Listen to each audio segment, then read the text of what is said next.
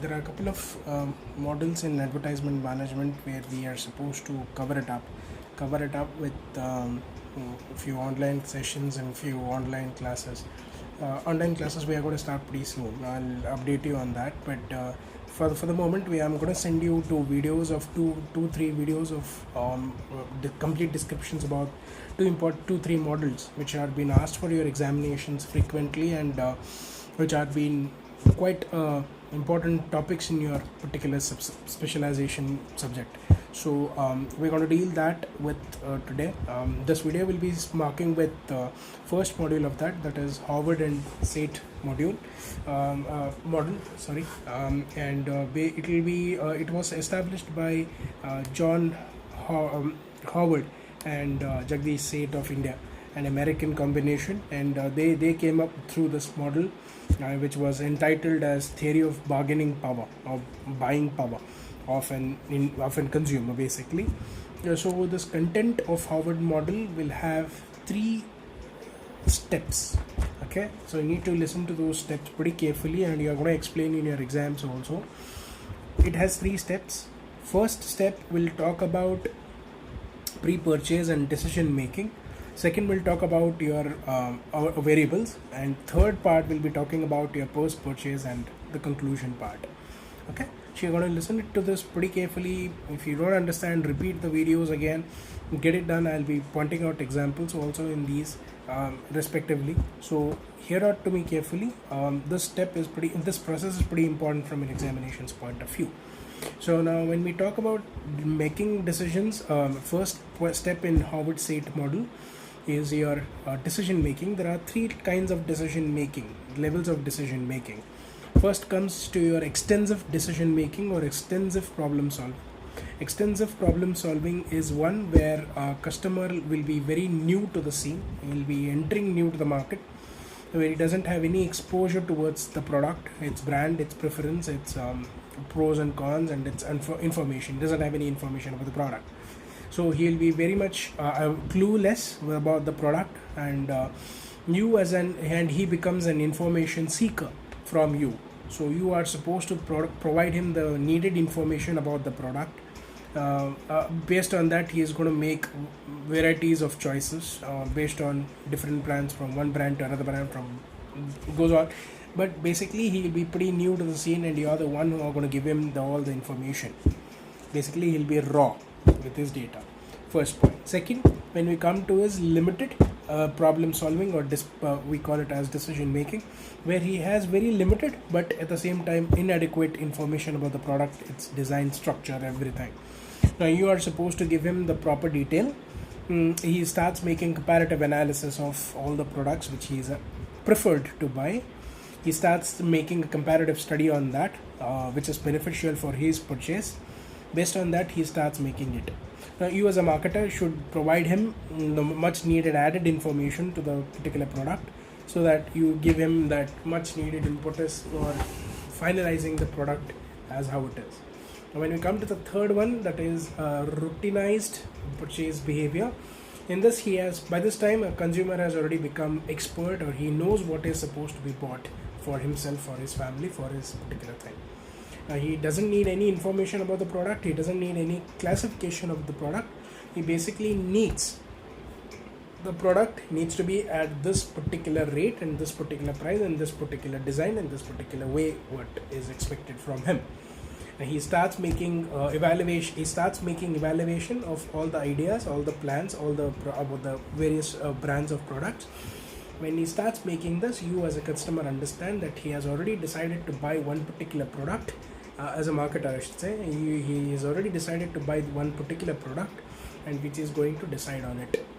So he has already come with a pre-plan. He is just going to evaluate from one brand to another brand for his reference. 3 different versions are there, 3 different decision making, from unaware to making him completely aware about the product. Okay, extensive, limited, and third comes here is routinized habitual buying. So this is your first step in the Howard SAIT model. Now when we take up in the second Howard SAIT model, it talks about variables. Now there are so many external variables and internal variables. First we'll consider the internal variables. those are input variables. Input variables consist of three. First one will be your significant stimuli, which concentrates about when you go into a particular shop or showroom or outlet, how do you get impressed by its look? How do you personally get impressed by personal identification of a product? Either through its look, design, service, quality, brand, price, how it has been demonstrated, and all those things. That is significant stimuli. Second, we talk about is your social stimuli. When we talk about social stimuli, how far you are able to reach to the public, how much reference groups have understood your product, how much social class knows about your product, how much various external environmental factors have been an influence to you while you are making this product. All that is social stimuli. When we talk about the third stimuli, which may play important role in your purchasing behavior, might be your symbolic behavior, symbolic stimuli. Symbolic stimuli will be related to the marketing strategies of advertisements and publicity, and how it's going to bear impact on the public, how much it has bear impact on the public. Now, if he says that I have heard your product via advertisement, that is a perfect example for symbolic stimuli, where he has got the information about update about the product via your advertisements which you have done for the company. So input variables will consist of three. That is, one is your social stimuli, significant stimuli, and one more is symbolic stimuli. I repeat in order, these have to come. First will be a significant stimuli, second one will be a symbolic stimuli, third will be your social stimuli. When we talk amongst these, there are few hypothetical variables. That is your third step in this model. After input variables comes is your hypothetical variables. Hypothetical variables may talk about your perception as an individual. Perceptions might be like, how do I fit information about my product in the public's view? That is very important, because buyer will buy the product only if that information reaches to him on bullseye, on target. If you don't hit the product on the right mark to the public, maybe you may not enjoy the enough profits or enough sales about the product. That's one about the hypothetical situation which we talk about. Next, when we talk about is your attention, how much attention has been grasped by the product and by the buyer towards the product. That depends on how strong is your marketing strategies, and advertisement strategies. That is, then how far you are able to hit the perception of an individual, how far you are able to understand the mentality of Indian consumers or any consumers, to be very honest. That is very important. Especially this becomes difficult for a foreign person to understand foreign consumer, because it is change of culture, change of background, change of language, change of values, morals, beliefs, everything. So that is very important. Then you always when customer will search for informations from hook and corners. You can't say that customer, please do not look for information about the product. This is what max you can get, and customer can get information from so many areas. So few might be these hypothetical variables, along with your intentions to buy, your motive to buy, your brand consciousness. Then probably it depends upon your attitude of your as you carry as a buyer. All those things will be considered in your hypothetical situations. Now, when we come to the next aspect, confidence also will be pretty important. When we come to the next point, that is your output variables. Now, this which will bring you results, maybe into purchases. First one will be your attention. How much attention has the person caught on the product which you have done? Right from the scratch, where you have made him to understand the information about and inform him about the product, till the perceptions which you have dent on him, attached on him, sticked on him, poked on him by your advertisement strategies, how much attention he has grasped on from your products. That is very important, first one. Then second, again as I said, attitude. What attitude a brand carries for a customer, whether he is brand conscious person, how do you how do a buyer carry a product in terms of his personality, in terms with his buying perception, personality, attitude, which we said. So that is also depending. Next is your intentions of buying. Why are you buying? What is the main reason of buying a product, basically? Then next comes your after all thinking on all those things, you people come to decide whether you are going to seriously buy the product or not. So these outgoing variables, or outright variables, or what is outward variables, are ones: attention, brand comprehension, attitude, intentions, purchase behaviors. Besides these, there are other points also. Something like why it is so important to buy this product right now. That is the importance of purchase. That is very important. Sometimes it becomes desperate for you people to buy. The masks right now at the moment, why they are important to be bought, and every pharmaceutical companies, every medical shop is keeping them, and they are hand sanitizers, hand washes, all those things. Why you people are abundantly getting them? Why you want them? Because the importance right now for those hand sanitizers, hand wash, and masks are required at the moment for you people to keep yourself healthy from the situation. Personality variables. Now, talking about mask thing only, you shouldn't think whether wearing a mask will suit my personality or not, because the requirement of the need of the hour is that you are supposed to wear the mask. Other time, yes, personality do give you a lot of influence to buy a product, especially if you are carrying that brand with you. Personality variables, that is. So social class, which class of society you people belong, either from good value, low upper middle, or rich upper middle, or middle poor, lower upper class, whatever it is. Then that is culture, from which culture, what do your family values, beliefs, norms, all do come in through, and a set of other organizations, other entities, I mean to say. Then is your family. How does your family influence you? Basically, it comes into reference groups, and how does financial status, which helps you. So these are few exogenous variables or external variables which we people consider. So these basic points which we spoke about, from conversion from pre-purchase to post-purchase and till purchase behavior, this is all about Howard SAIT model. Okay, we started out with pre-purchase by identifying three kinds of decision making. One is your extensive decision making or problem solving. Second is your limited problem solving or decision making. Third is your routinized response behavior. Then we come to considering few input variables as second step. In that input variables, three kinds of stimuli: significant stimuli, symbolic stimuli, and social stimuli. When we talk about hypothetical variables also, we spoke about how hypothetical variables such as information sensitivity, attention, intentions of buying, and how perception is going to play a very important role in that.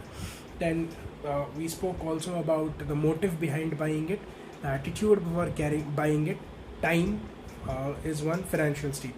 Other output variables we spoke, how attitude matters, how personality matters, how important the product purchase is at the moment, how are you able to get it from the social impact, and how basically leads to your purchase, post-purchase.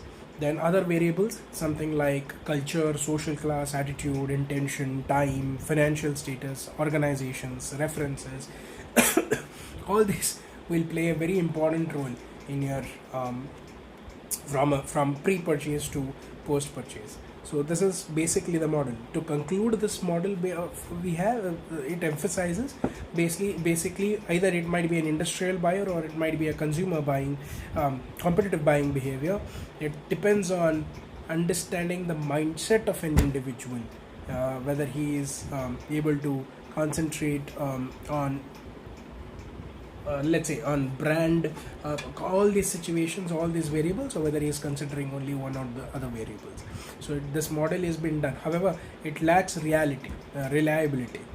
There are no such cases found in any of the texts or in any of the websites. If you people just browse through, there are no such reliability forms or disadvantage. One disadvantage of this model is that it doesn't have reliability. So but from an examination point of view, this model has to be taken seriously, considered to be serious by you people. So kindly go through this process pretty cleanly, and you can always approach for anything via social website surveys. Now one more model we will be approaching in the same video, that will be something called as Dagmar model. One more model. So this has also been frequently asked in your QPs, alternatives. What time it comes to be your Howard and Shade model, one times to use comes to be Dagmar model, one at times comes to be AIDA, attention, interest, desire, action. That is one more we are going to cover after that. Basically, Dagmar model was started by Russell Colley in 1961, and he had set up this for to measure advertising results, and to measure what is the advertisement and what is the output, what the advertisements are going to give to the public. So this model was entitled as Dagmar. I abbreviate this now, please listen it carefully. I abbreviate this twice, thrice, I'll tell you, please listen it carefully. It is asked for 2 marks abbreviation also. Dagmar, D stands for defining, A stands for advertising, R stands for G stands for goal, M for measure, M stands for measured, A stands for again advertisement, R stands for results. Completely, that is D for defining, A for advertisement, G for goal, M for measuring, A for advertisement, R for results. Defining, advertising, measure goals for measurement or measured advertisement results. Advertising or advertisement results. Repeat, defining advertising goals for measured advertisement results. That is Dagmar. Now Dagmar's basic objective of a consumer, to make a consumer aware of 4 things. First, to make a consumer from an unaware situation to a aware situation, to make him from unawareness to awareness about a product, brand and its info. Second, when we talk about its comprehension, he or she should have to understand what is the benefits that they are going to reap from the product, disadvantages and advantages. Third, conviction. He or she must arrive at a mental disposition about to buy a product or not to buy a product. Okay, that is third. And finally, action. She should actually buy it or discard the product. Getting it? Dagmar was initiated by Russell Colley, and basically it was done to study the impact of advertisements on the people. Defining Dagmar stance, defining of advertising goals for measured advertising results. Okay, 4 objectives. The objective stands to be 1, to make from unaware to create awareness for the public, comprehension, conviction, and the final is action. Let's hit these one by one. Awareness. Now awareness is where product necessary before the purchase is done. You need to create an awareness in the target public. Awareness needs to be created, need to be developed, need to be refined, need to be maintained, need to be sustained by the marketer. That awareness which you people consider in the market needs to be continuously monitored by the marketer, whether it has bared any positive impact on the people or whether it has shot up to a negative impact to the people. If it has gone positive or it is showing positive results, that your advertising awareness message, which is advertisement policies, are absolutely going on track. Now if the sales or if the demand of the product is going down or the customers are going down, you need to understand the organization need to revamp its advertisement policies, need to bring some more new initiatives in awareness of advertisements. One is that. And for if you want to take few examples, one example might be adequate before that high involvement of awareness is required. For example, like if you are building a very high awareness, fully aware of the product's attention and all, you need to give a lot of more sincerity and maturity to your advertisement messages, where you want to now, for example, all the channels today, you people see their taglines, their titles all tend to remain with the present situation which we people are running through. Star Bharat, for example, I can remember right now, they had a different tagline. They have changed the last half of the tagline now. Bula de dar and ghar mein raho, something like that, which is related to the current situation, where they are building awareness via media. They are not asking you people not to go for entertainment, they are, but at the same time they are spreading you these messages. ZTV, if you people take, there's a small 20 seconds of advertisement which has been posted to you people regarding to the coronavirus. All these things which you people take, these are high building awareness scams, these things. Now if you talk about competitive examples, something like Parle-G, largest seller, best brand still till let's say 5 years, 6 years before this, it enjoyed a lot of awareness. I mean, people no need to build, revamp. In fact, new products had revamp in their advertisement policies. Probably that worked or that didn't work, that is secondary. But now today, since the sales are going down, the communication of that product has not been there for a long period of time. That's why you can see the people are putting an effort to revamp its image. How far it is will be able to do, that is secondary, but the revamp is going on. So that is very important, one. Then number two is that when you use these repellents like HIT, Morton, mosquito sprays and all those things which are popular entered in the market, awareness has to be created. Now, what are the benefits of using an repellents and what are the disadvantages of using it? Similarly with your hair colors, your cosmetic brands, what are good and what are bad. Okay, so that is, awareness needs to be created by you people in order to make public more aware about the product. At the same time, this will build your image also if you give genuine awareness about the product. That is first, awareness, first point. Second, when we talk about is comprehension. Awareness only along with that awareness only goes. You have to make them knowledgeable about the product. That is very important. Knowledge about the product, organization is also necessary. From where this product comes from where this product originated from, where it is manufactured, how it is done, how do we utilize it, how do we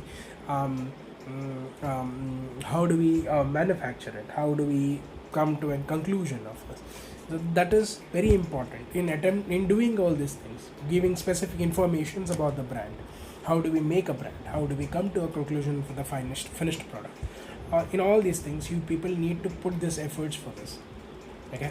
Now there are a lot of brands today which you people see. How you are going to differentiate your product with other products? How you are going to what extra benefits you people are going to add for your product compared to other products? That is very important. How you are going to make that your product look different to other product? That is very important. Okay. Now n number of phones are there. How one mobile brand is going to make a difference to another mobile brand? That you people need to add specific value added benefits. How you are going to add? How you are going to make the people learn about it? That all will to be spoken about in the comprehension part. Now, for example, Thumbs Up is an example. Ads like Thumbs Up, yeah, Mountain Dew advertisements you people take. Now, how those people have knowledge to you people. Adult diapers if you people take. Nobody knew that at least for 1 year, good 1 year back. Nobody knew that there is something called as that.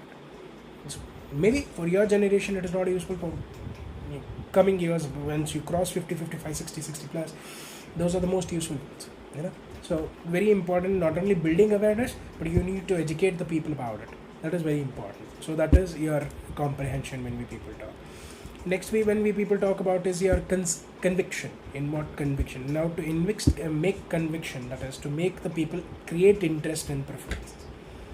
But make your product so much interestable that people end up showing interest and end up buying it. Coming to the action zone also. Audience believe on a lot of today's audience tend to have myth about few products, tend to carry previous experience about the product. So conviction is why how do you make the public create that change of mentality from one product to another product, from one brand to another brand, and from one specification to another specification. Especially when you are going into a rivalry, when you people have rival competition, how do you separate yourself from your competitors? That is as good as how convictionally, how conveniently you people can differentiate your product along with others. That is very important in your convictions. Best examples are like Nestle and Cadbury, Parle and Marie, Thumbs Up and Coke are best examples which you people can take. And the final point in this will be the action. This will be building awareness is done, communication is done, creating interest is done. Now finally what your people is, output is necessary. Communication must finally be encouraged buyers to buy this purchase.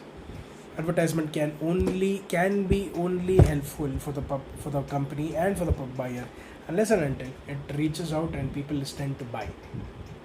So certain buying attributes will be that. Okay, so it is very important that actions needs to be generated. For actions needs to be generated, your awareness has to be created. That is what the Dagmar model all about is. It consists of 4 important points. Remember, started by Russell Cowley. Stands for defining advertisement goals for measured advertisement results. Dagmar mainly defines about 4 points: awareness, comprehension, conviction, action.